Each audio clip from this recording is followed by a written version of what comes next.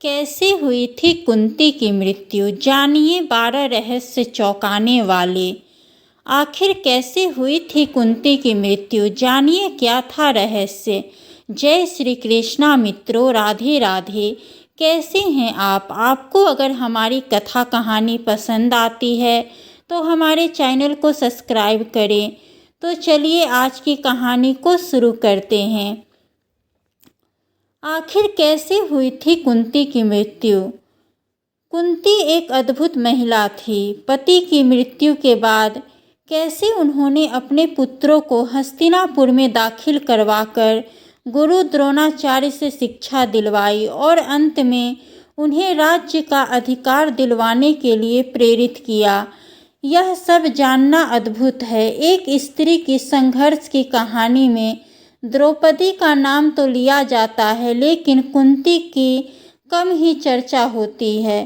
तो आओ जानते हैं कुंती के बारे में रहस्य। उन्हें आप शायद ही जानते होंगे। यदुवंशी राजा सूरसेन की पृथा नामक कन्या और वासुदेव नामक एक पुत्र था। पृथा नामक कन्या को राजा सूरसेन ने अपनी बुआ के संतानहीन लड़के कुंती भोज को गोद दे दिया। कुंती भोज ने इस कन्या का नाम कुंती रखा। इस तरह पृथा अर्थात कुंती अपने असली माता पिता से दूर रही। जैसे दशरथ ने अपनी पुत्री शांता को अंग देश के राजा रोमपद को गोद दे दिया था। वसुदेव का विवाह कंस की बहन देवकी से हुआ। देवकी से श्री कृष्ण का जन्म हुआ। इस तरह कुंती श्री कृष्ण के पिता वासुदेव की बहन और भगवान श्री कृष्ण की बुआ थी। यही कारण भी था कि भगवान श्री कृष्ण ने कुंती का हर कदम पर साथ दिया था। श्री कृष्ण और कुंती में एक दूसरा रिश्ता भी था। श्री कृष्ण और अर्जुन आपस में सौतेले भाई थे, लेकिन जब अर्जुन ने श्री कृष्ण की बहन सुभद्रा से विवाह किया तो वे आपस में जीजा साले भी बन गए। कुंती अपने महल में आए महात्माओं की सेवा करती थी। एक बार वहां ऋषि दुर्वासा भी पधारे। कुंती की सेवा से प्रसन्न होकर दुर्वासा ने कहा, पुत्री, मैं तुम्हारी सेवा से अत्यंत प्रसन्न हुआ हूँ, अतः तुझे एक ऐसा मंत्र देता हूँ जिसके प्रयोग से तू जिस देवता का स्मरण करेगी वह तत्काल तेरे समक्ष प्रकट होकर तेरी मनोकामना को पूर्ण करेंगे। इस तरह कुंती को एक अद्भुत मंत्र मिल गया। एक दिन कुंती के मन में आया कि क्यों न इस मंत्र की जांच कर ली जाए, कहीं यूं ही तो नहीं। तब उन्होंने एकांत में बैठकर उस मंत्र का जाप करते हुए सूर्य देव का स्मरण किया। उसी क्षण सूर्य देव प्रकट हो गए। कुंती हैरान परेशान अब क्या करे। तब कुंती ने सूर्य देव से एक पुत्र की कामना कर दी। जब कुंती हो गई गर्भवती तब लज्जावश यह बात वह किसी से नहीं कह सकी और उसने यह छिपाकर रखा। समय आने पर उसके गर्भ से कवच कुंडल धारण किए हुए एक पुत्र उत्पन्न हुआ। कुंती ने उसे एक मंजूषा में रखकर रात्रि को गंगा में बहा दिया।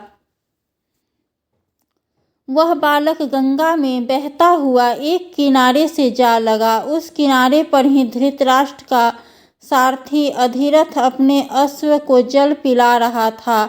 उसकी दृष्टि मंजूषा में रखे इस शिशु पर पड़ी। अधिरथ ने उस बालक को उठा लिया और अपने घर ले गया। अधिरथ निसंतान था। अधिरथ की पत्नी का नाम राधा था। राधा ने उस बालक का अपने पुत्र के समान पालन किया। उस बालक के कान बहुत ही सुंदर थे, इसलिए उसका नाम कर्ण रखा गया। इस सूत दंपति ने ही कर्ण का पालन पोषण किया था, इसलिए कर्ण को सूत पुत्र कहा जाता था तथा राधा ने उसे पाला था, इसलिए उसे राधेय भी कहा जाता था। उस दौर में ब्राह्मण कन्या और क्षत्रिय पुरुष से उत्पन्न संतान को सूत कहा जाता था। मतलब यह कि अधिरथ सूत था। आश्चर्य लगा, हालांकि इसके पीछे और भी दूसरी कहानी भी जुड़ी हुई है।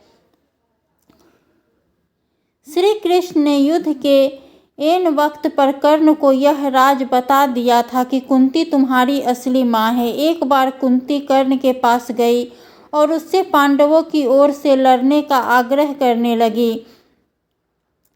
कुंती के लाख समझाने पर भी कर्ण नहीं माने और कहा कि जिनके साथ मैंने अब तक का अपना सारा जीवन बिताया, उनके साथ मैं विश्वासघात नहीं कर सकता।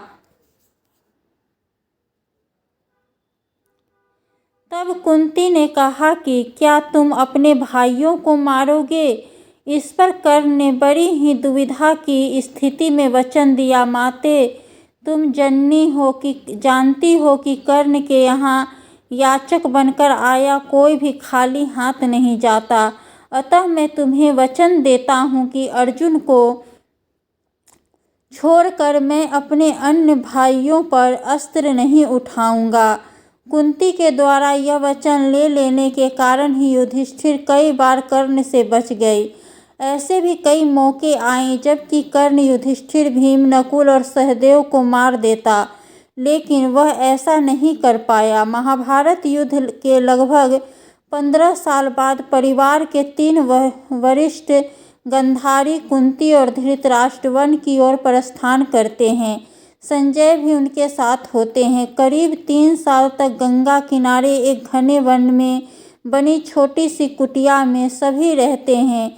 एक दिन की बात है, धृतराष्ट्र गंगा में स्नान करने के लिए जाते हैं और उनके जाते ही जंगल में आग लग जाती है, जिसकी वजह गांधारी, कुंती और संजय को कुटिया छोड़नी पड़ती है। वे सभी धृतराष्ट्र के पास आते हैं, ये देखने की कहीं उन्हें तो कोई खतरा नहीं है। संजय उन सभी को जंगल में चलने के लिए कहता है क्योंकि पूरा जंगल आग से जल रहा था, लेकिन धृतराष्ट्र उन्हें कहता है कि यही वो घड़ी है जब उन्हें मोक्ष की प्राप्ति होगी। तीनों लोग वहीं रुक जाते हैं और उनका शरीर उस आग में झुलस जाता है। संजय उन्हें छोड़कर हिमालय की ओर प्रस्थान करते हैं, जहां वे एक सन्यासी की तरह रहते हैं। इस तरह 1 साल बाद नारद मुनि आकर युधिष्ठिर को उनके परिवारजनों की मृत्यु का दुखद समाचार देते हैं। युधिष्ठिर वहां जाकर उनके अंतिम संस्कार का क्रियाक्रम कर पिंडदान आदि कर्म करते हैं।